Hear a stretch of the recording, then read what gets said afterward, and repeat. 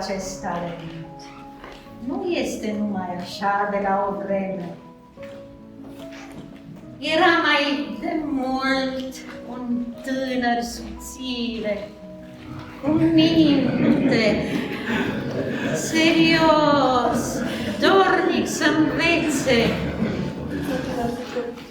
și o voce blândă, cu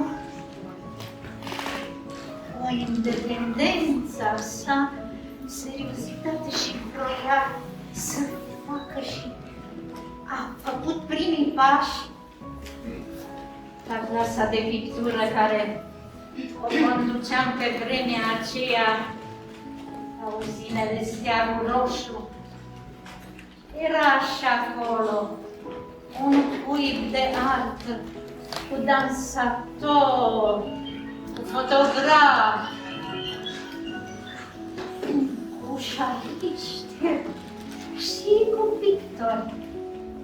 Stăteam acolo la subsol și ne făceam datoria, iar Mihai Morcăci, părut și el dintre alți tineri ingineri,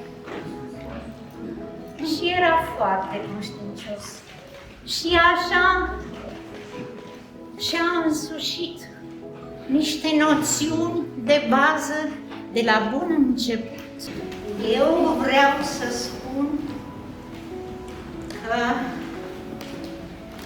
pictura este o muzică tăcută și că sunt fericiți cei ce cântă, dar fericiți și cei care pictează.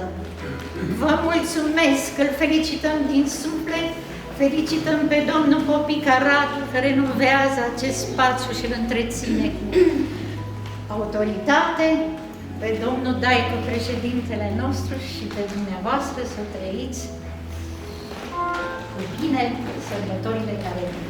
Vă mulțumesc!